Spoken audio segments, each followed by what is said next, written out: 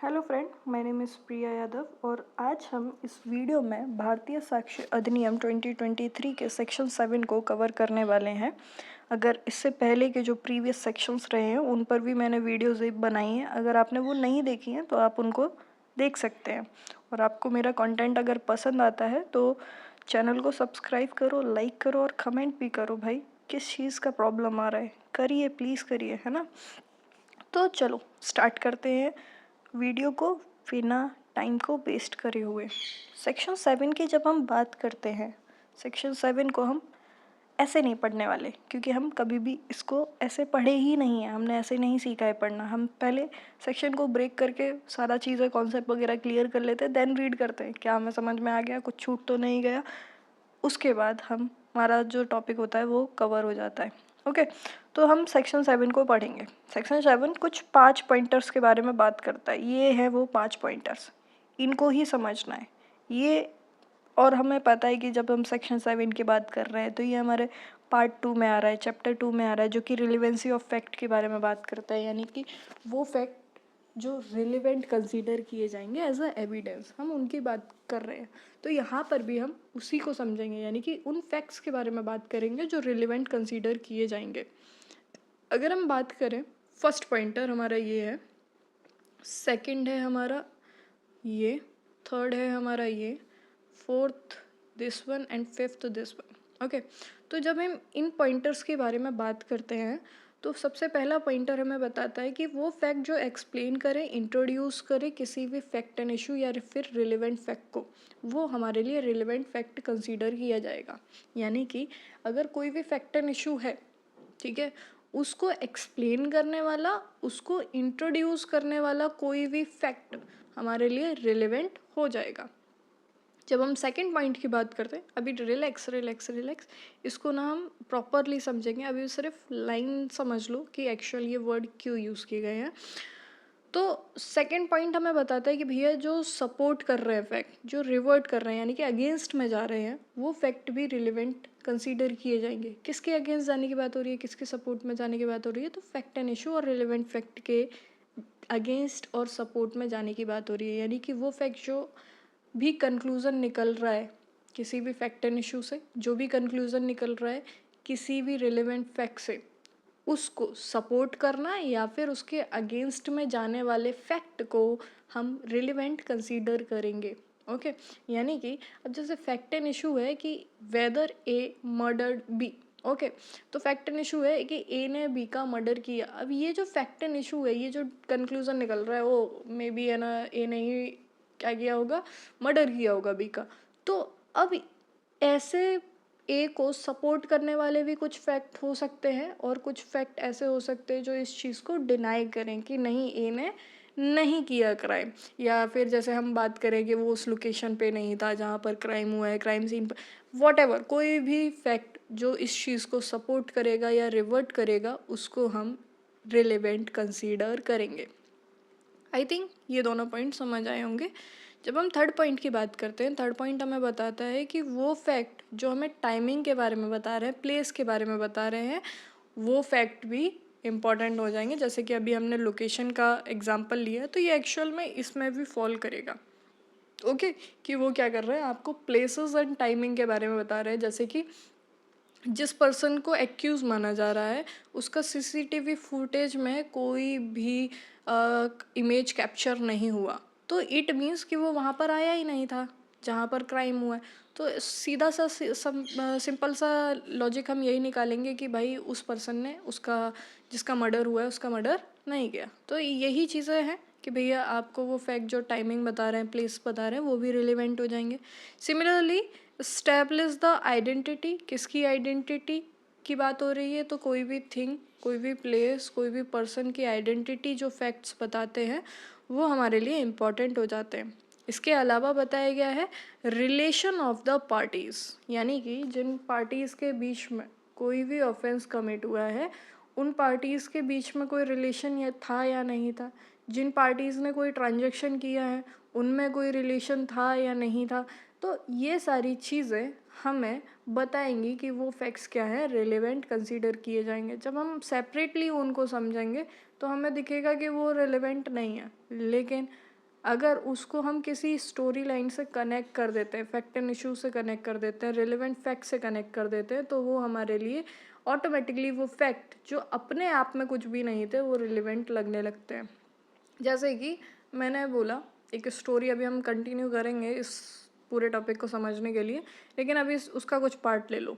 उस स्टोरी का पार्ट कुछ ऐसा है कि एक पर्सन है जो कि एक ऐसा जो मार्केट रहता है ना जिसमें मीट वगैरह बिकता है पूरा कट कट के, ठीक है, स्टॉल्स वगैरह पे, तो वो ऐसी लोकेशन से जा रहा होता है जस्ट बिकॉज उसको मीट चाहिए होती है, तो वो वहाँ से निकलता है, ठीक है, और एक शॉप पे रुकता है और उससे वो मीट के लिए मांगता है, डिमांड करता है, और उसको वो दिया जाता है और उसके सामने कट किया जाता है और उसके शर्ट पे ब्लड के स्टेन होते हैं, ठीक है। तो ये जो है, ये ब्लड के स्टेन, ये अपने आप में कोई भी रिलेवेंसी नहीं दिखाते अगर इस सिंगल फैक्ट को हम कंसीडर करें।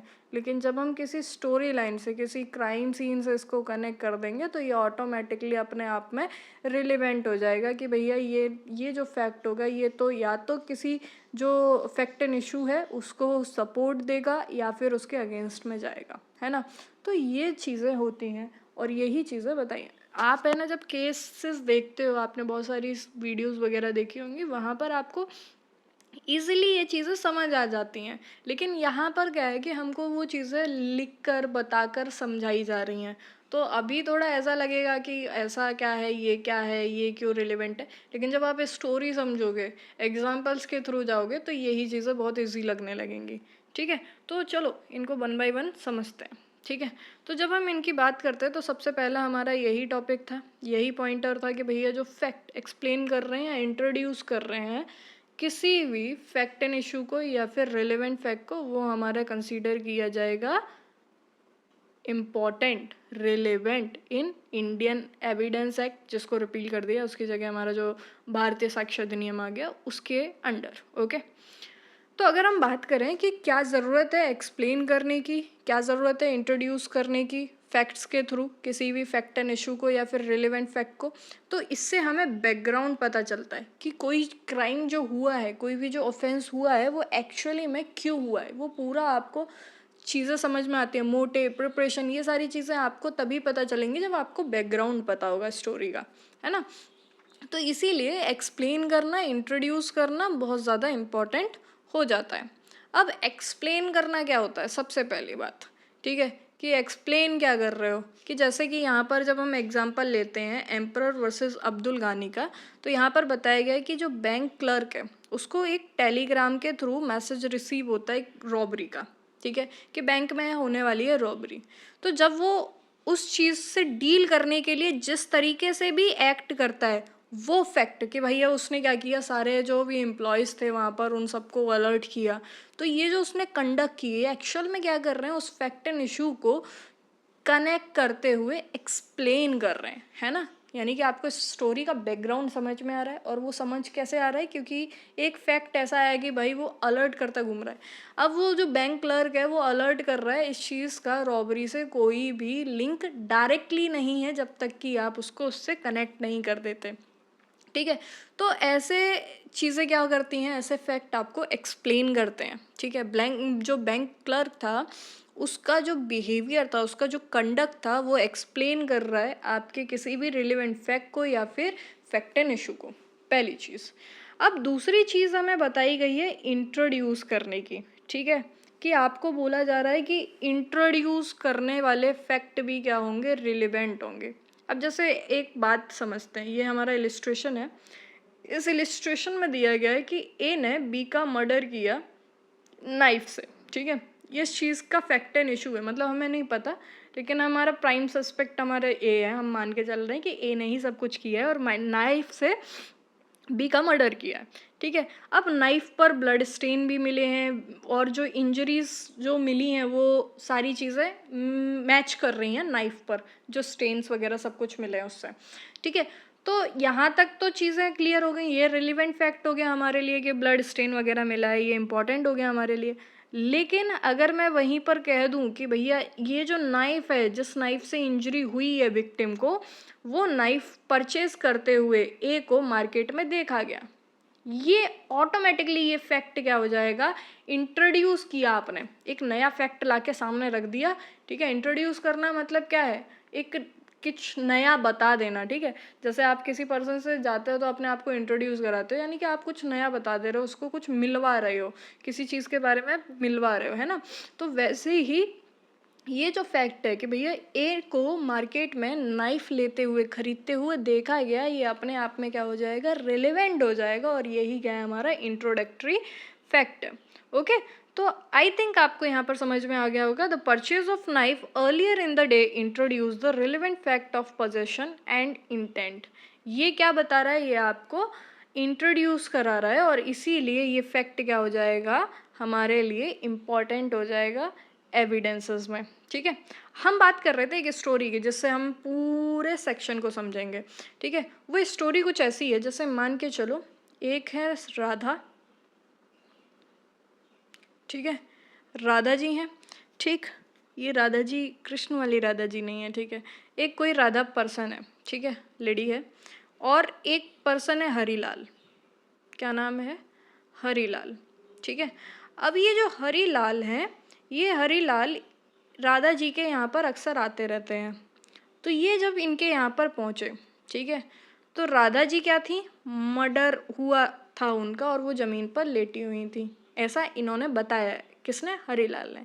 लेकिन पुलिस का क्लेम क्या है, पुलिस ये बोलती है कि जब वो वहाँ पर क्राइम सीन पर पहुँचे तो वो वहाँ पर मौजूद थे, इनकी जो शर्ट थी उस पर ब्लड स्टेन के मार्क्स देखे गए, ठीक है, और उन्होंने एज अ प्राइम सस्पेक्ट उनको ही अरेस्ट कर लिया, हरीलाल को। सिंपल है, यहाँ तक चीज़ें क्लियर हो गई होंगी, है ना। स्टोरी ये समझ में आ गई। फैक्ट एंड इशू क्या रहेगा हमारा, कि क्या हरीलाल ने राधा जी का मर्डर किया है या नहीं किया है, ठीक है। अब इन्होंने स्टोरी जो बताई, और जो भी इनके विटनेसेस आए हरीलाल के, उन्होंने भी यही सेम स्टोरी बताई, तो इससे कहीं ना कहीं समझ में आएगा कि कौन सी स्टोरी, अरे अभी हम बताएंगे, वो स्टोरी जो भी उन्होंने बताई उससे समझ में आएगा कि ओ, इन्होंने इनका मर्डर नहीं किया, ऐसा हो सकता है, ठीक है। तो वो फैक्ट अपने आप में क्या हो जाएगा, फिर रिलेवेंट हो जाएगा, सिंपल है। और अगर आप कोई नया फैक्ट लाके दे रहे हो, मतलब कि वो इंट्रोड्यूस कर रहे हो नया फैक्ट, है ना। अब जैसे कि इन्होंने बताया कि ये सेम वही हम बताएंगे कि मीट के वाले मार्केट में गए थे, वहाँ पर इन्होंने बोला और उनको दिया गया मीट, और उनके सामने किया गया, तो उस पर शर्ट के ब्लड के स्टेन थे, वो उस एनिमल के थे, ना कि राधा जी के थे, ठीक है। तो ये जो इंट्रोड्यूस किया गया नया फैक्ट कि भैया हम मीट लेके आए थे, हमारे बगल में मीट पड़ा भी था, आपने देखा ही नहीं, आपने हमको उठा लिया, मीट को उठाया ही नहीं, है ना। तो ये क्या हो गया, हमारा इंट्रोडक्टरी फैक्ट हो गया, ठीक है। आई थिंक ये चीज़ आपको समझ में आ गई होगी। अभी कह रहे हो आप, ये तो आपने एक पॉइंट समझाया, इसके अलावा के पॉइंट कैसे समझोगे इस स्टोरी से।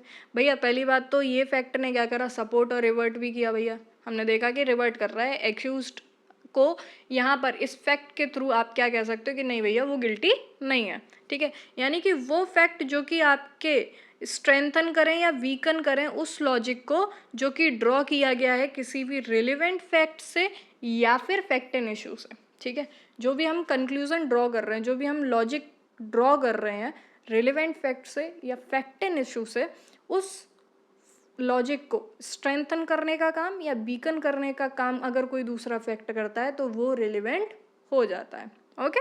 तो वहाँ पर उनका मौजूद होना, हरीलाल का राधा जी की बॉडी के पास मौजूद होना, ये बताता है फैक्ट एंड इशू कि मे भी इन्होंने ही क्या किया है, मर्डर किया है, ठीक है। अब इसको बीकन करने का काम इन्होंने ये बताया कि भैया मैं तो मीट लेके आया था, मेरे पास तो ब्लड के स्टेन जो आपने बताया वो तो उनके नहीं किसी और के थे, ठीक है। तो कुल मिला के आपको ये चीज़ यहाँ पर समझ में आई होगी, ठीक है।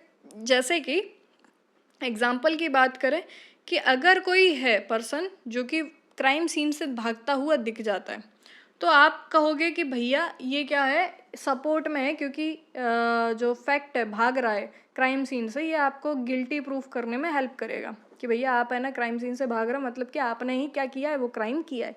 लेकिन फिर बाद में पता चलता है कि वो जो भागा था वो एक्चुअल में हेल्प लेने के लिए भागा था। तो ये जो फैक्ट है हेल्प लेने वाला, वो हेल्प लेने के लिए भागा था, ये अपने आप में क्या हो जाएगा, रिवर्ट कर देगा उस क्लेम को जो कि आपने फैक्ट एंड इशू से लगाया था, ठीक है, कंक्लूड किया था, ड्रॉ किया था, ओके।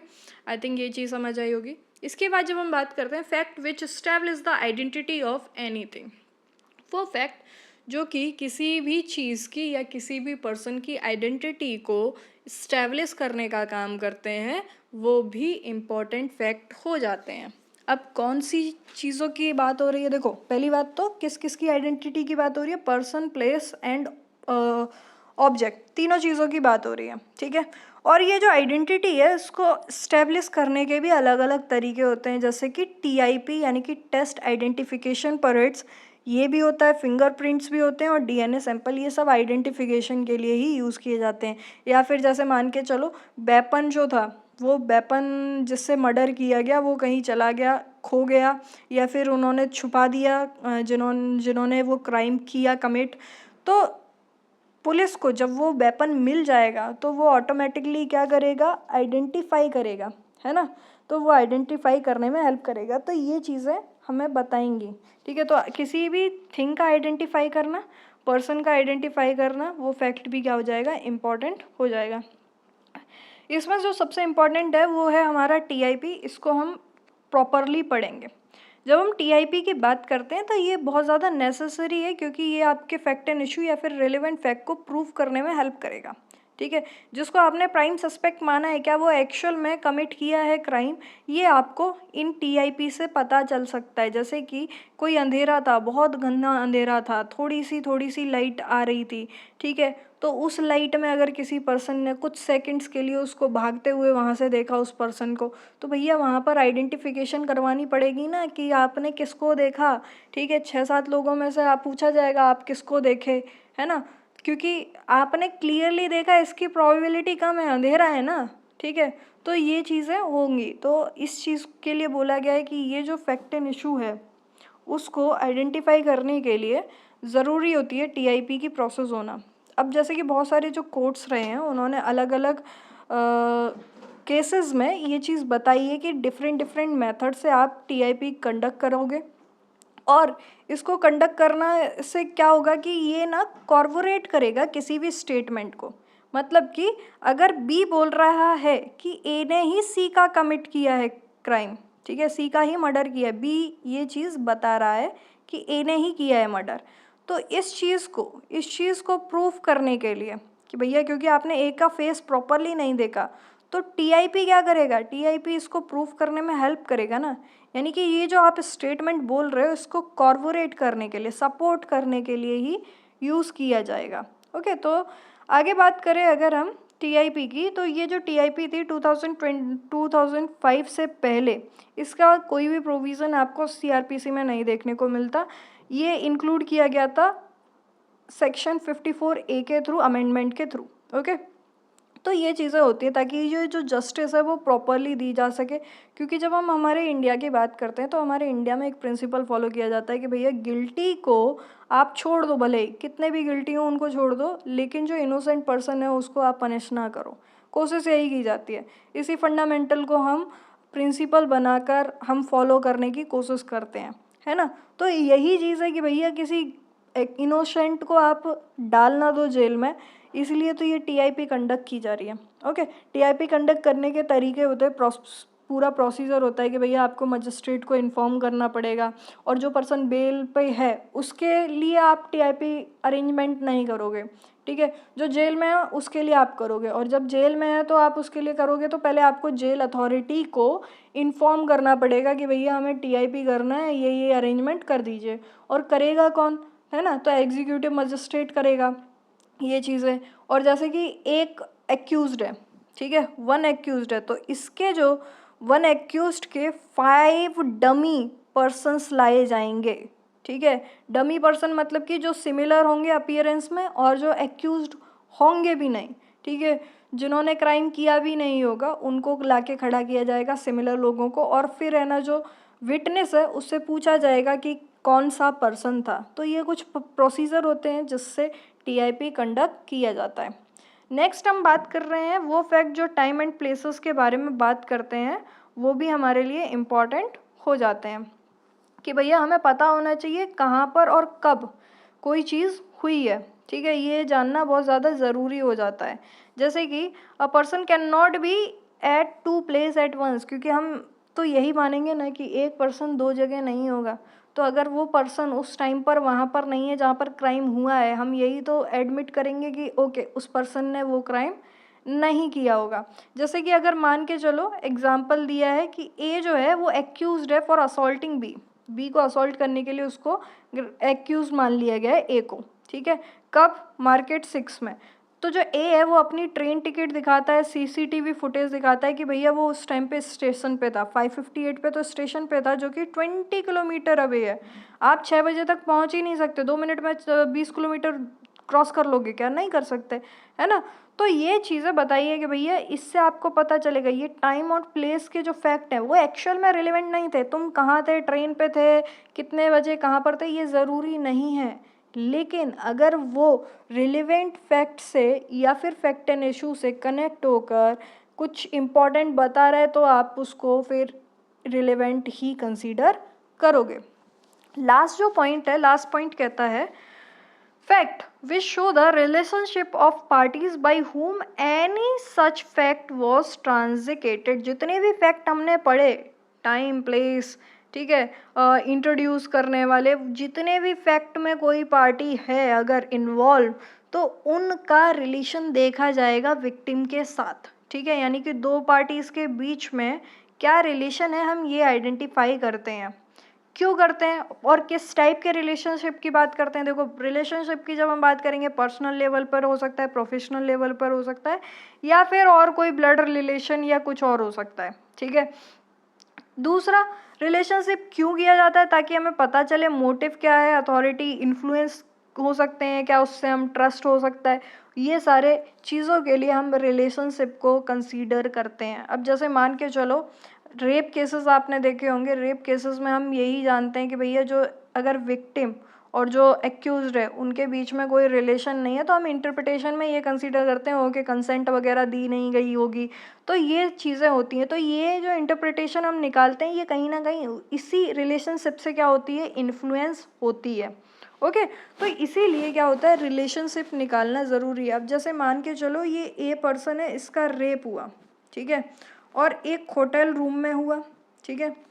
होटल रूम में कोई बी पर्सन था, वो आया एक टाइम पर, उसको रेप किया, लॉक करके चला गया। फिर थोड़े ही आधे एक घंटे बाद सी पर्सन आया, वो भी इस रूम में एंटर किया, उसके पास जबकि की नहीं थी, पता नहीं कैसे एंटर किया, रूम का डोर उसने प्रॉपरली ओपन किया, है ना, और एक और रेप करके चला गया। तो अब हम यहाँ पर ये जो हमारे पास पार्टीज़ हैं इनके बीच का रिलेशनशिप निकालेंगे तो हमें समझ में आएगा अच्छा ये जो बी और सी थे ये क्या थे, ये फ्रेंड्स थे। यानी कि इन्होंने ये सोची समझी प्रॉपर प्लानिंग के साथ किया। यानी कि हम वही तो समझ रहे थे कि ये फैक्ट एक्चुअल में क्या हमें बताएंगे, ये फैक्ट हमें एक्चुअल में मोटिव, प्रिपरेशन, ये सारी चीज़ों को रिफ्लेक्ट करने का काम करेंगे और इसीलिए ये जो फैक्ट्स होते हैं ये रिलेवेंट कंसीडर किए जाते हैं। ओके अब हम हमारे सेक्शन को रीड कर लेते हैं क्योंकि उससे ही हमें समझ में आएगा कि हमने सही से सब कुछ कवर किया है या नहीं। तो अगर हम बात करें fact necessary to explain, fact ज़रूरी है एक्सप्लेन करने के लिए, इंट्रोड्यूस करने के लिए किसी भी फैक्ट एंड इशू और रिलेवेंट फैक्ट के लिए, ठीक है। यानी कि कोई भी रिलेवेंट फैक्ट हुआ या कोई भी फैक्ट एंड इशू हुआ, उसको अगर कोई फैक्ट एक्सप्लेन कर रहा है या इंट्रोड्यूस कर रहा है तो वो रिलेवेंट कंसीडर किया जाएगा।